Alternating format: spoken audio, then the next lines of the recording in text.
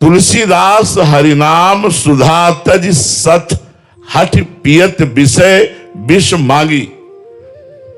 अब जब थोड़ा नाम जब शुरू हुआ तो हमारी मांगे शुरू हो जाती हैं।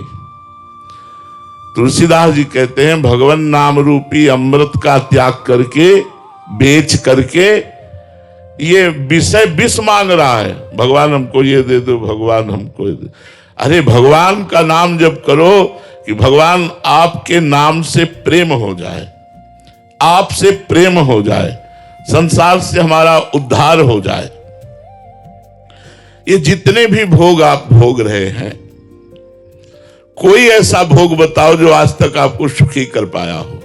क्योंकि गीता में भगवान श्री कृष्ण कहते हैं ये ही संस्पर्शजा भोगा दुख योनय एवते आद्यंतवंतः कौन्तेय न तेषु रमते बुधा। जो बुद्धिमान पुरुष होते हैं वो अपना चित्त भोगों में न देकर परमात्मा में लगाते हैं। एक एक सेकंड हमारे जीवन से जा रहा है, हम मृत्यु के नजदीक पहुंच रहे हैं। कौन सी घटना हमारे प्राण ले ले हमें पता नहीं। हमारे पास नाम रूपी धन है नहीं। कबीरा सब जग निर्धना धनवंता नहीं कोई, धनवंता सोई जानिए जाके राम नाम धन होए। नाम रूपी धन कमाया नहीं, अब तुम्हारी दुर्दशा को कौन बचाएगा।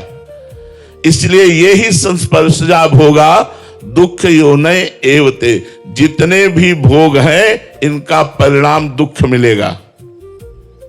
आद्यंतवंता, ये प्रारंभ में भी और अंत में भी दुखमय ही है। न तेषु रमते बुधा। इसलिए जितने से शरीर यात्रा हो जाए उतने विषयों का भोग करो।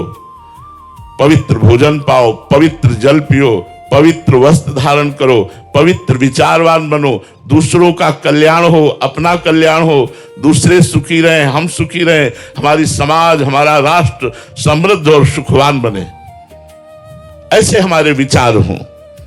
तो इंद्रियों के द्वारा प्राप्त होने वाले भोगों में ही सुख खोजने वाला मूढ़ पुरुष होता है।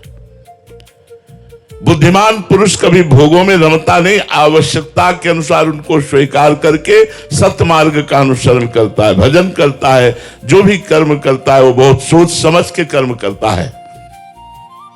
छोटे से भी कर्म का आपको फल मिलेगा। एक महात्मा मांडव्य ऋषि 8 वर्ष के बच्चा थे तो खेल रहे थे। खेल खेल में उन्होंने तितली पकड़ी और उसकी गुदा में बबूल का कांटा डाल के छोड़ दिया।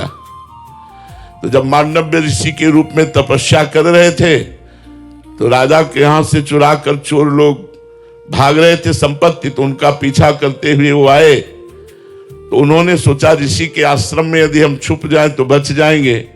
वो छुप गए।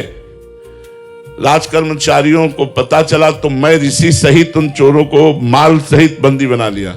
अब जब माल सहित बंदी बना लिया तो वहां सफाई देने की क्या बात है, सीधे सूली की सजा। तो उन महात्मा को भी सूली पे बैठाल दिया गया, जो मांडव्य ऋषि, महाभारत में एक प्रसंग आता है। अब जो ही सूली उनके गुदा द्वार में घुसी तो ध्यान भंग हुआ और पद्मासन लगाकर सूली पर बैठ गए। तेजस्वी महात्मा थे। जब दूसरे दिन अन्य अपराधियों को सूली की सजा देने का समय आया तो पुराने मृत अपराधियों को उतारा जाता था। तो वहां सब तो मर गए थे लेकिन मांडव्य ऋषि आसन पर बैठे थे। कांप गए राजा सहित सब, आकर चरणों में गिरे। मांडव्य ऋषि ने कहा सूली हटा दो, हम तुम्हें दंड नहीं देंगे, हम यमराज को दंड देंगे जाके। उन्होंने मुझे याद है जीवन में कोई पाप नहीं किया, फिर भी दंड क्यों दिया। सूली हटाई गई, हटी नहीं, काटी गई, तो उन्हें अणिमांडव्य ऋषि कहा गया। वो यमराज के पास गए और उन्होंने कहा ये सूली मेरे क्यों घुसी, क्यों, कौन सा अपराध, मैं तो बचपन से तपस्या कर रहा हूं। तो उन्होंने दिखाया कि 8 वर्ष की अवस्था में आपने तितली की गुदा में बबूल का कांटा छोड़ दिया, उसके फलस्वरूप आज आपको सूली की सजा भोगनी पड़ी। आप समझ रहे हैं छोटे से भी कर्म का कितना बड़ा दंड मिलता है। यहां भी देख लो, अपराध होता है 5 मिनट 10 मिनट और सजा होती है 20 साल, आजीवन, आजीवन कारावास या मौत की सजा, फांसी। इसलिए बुद्धिमान बनो, भोगों की तरफ आकर्षित होकर नशा कर गंदे आचरण करके अपने जीवन को बर्बाद मत करो। बड़ा कीमती और देवताओं के लिए भी दुर्लभ ये मनुष्य देह है। भगवान ने संसार को दुखालयम कहा, यहां कभी कोई सुखी होकर गया ही नहीं। तो इसी से बचने के लिए तो सत्संग है, इसी से बचने के लिए तो भगवान नाम जप है कि मृत्यु से सब कोई डरा, मेरो मन आनंद, कब मरी हो कब भेटी हो पूरन परमानंद। आप कुछ भी कर लो, डर, चिंता, शोक, निगेटिव विचार, इनसे आप नहीं बच सकते जब तक आप नाम जप नहीं करोगे, पवित्र भोजन नहीं पाओगे, अच्छे आचरण नहीं करोगे।